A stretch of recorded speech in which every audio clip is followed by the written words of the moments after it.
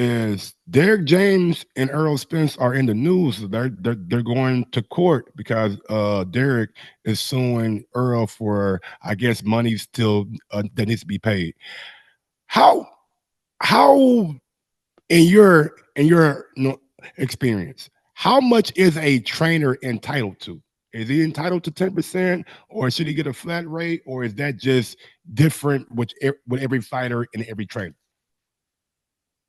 Well, you have a lot of fighters that pay 10% because that's pretty much the norm. And then you have a lot of fighters who like to negotiate the pay. So I would say that if it's negotiated, whatever is agreed to, that should be what's paid. Um, but at the same time, the fighter has 2 ears, but he's got 50 voices going in those 2 ears. So you got a haywire sense of judgment when you got all those voices in your ear. You got people saying, "Oh, he don't deserve that." You got people saying that he only spends 2 months with you. Then you got other people who never spent a day, an hour, or a minute with the fighter, uh, counting the fighter's money and telling him what somebody else doesn't deserve. Um, my thing is, fighters got to understand that if this man has been with you from the root to the fruit, then that man should be compensated. You don't let somebody come in and tell you, well, he's not family. Well, how many times has family been there? You don't let somebody come in and say, he don't deserve that, this is enough. How are you going to let somebody determine what is enough to pay the guy who's been with you through thick and thin? So I think what they got to understand is this is a write-off for you. So if you don't give it to the man who's been there with you the whole time, you're going to give it to Uncle Sam for nothing. So you get to write that off. So you're going to take away from the man that's been there with you, but you're going to still pay Uncle Sam what you should have paid him. And let Derrick could have paid the taxes on what you paid him. So that's what they need to understand, that if you don't give it to the trainer and get the write-off for somebody who's been there for you and helped you, then you're going to give it to Uncle Sam, who never been one day in the gym with you at all, who never been on the journey with you, who never started with you, who never went to tournaments with you when you was amateurs and go to the Olympics with you, then start up through the pro ranks with you, then get that first championship belt with you, then get the undisputed belts with you. They were nowhere in sight, nowhere in mind, nowhere in knowledge, but you giving them a big cut of what you made. So I think if they looked at it from that perspective, that fighters tend to pay the trainers more fairly.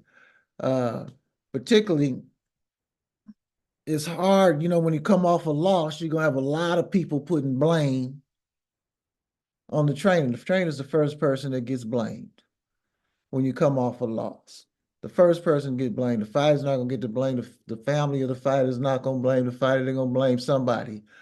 Because number one, when you're used to winning and you're used to being on top, you don't see a fall off. But you got to do unto others as others do unto you. So with this man's help, it puts you in a position to make that kind of money. You can't say it didn't.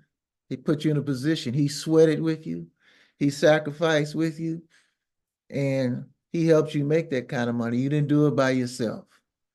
So you should want to see him well off, and you should pay him what you agreed to. I don't know what they agreed to, but if they agreed to that, then that's what he should be compensated for.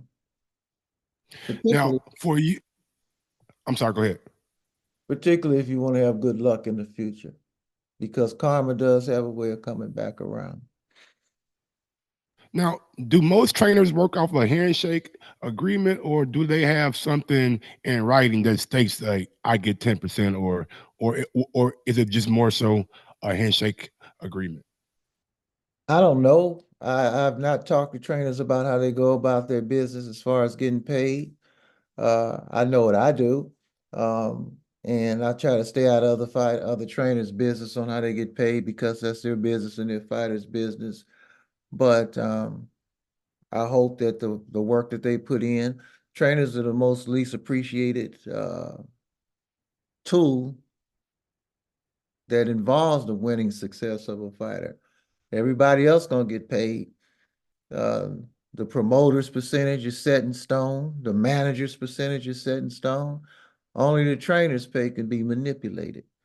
So I think each trainer, if you worked hard with this fighter, you should get some sort of understanding and that you should be compensated for your work, particularly if you're a pro trainer. There's no other pro sports in the world, football, basketball, anywhere else at the highest level where the trainer, the coach doesn't get compensated fairly.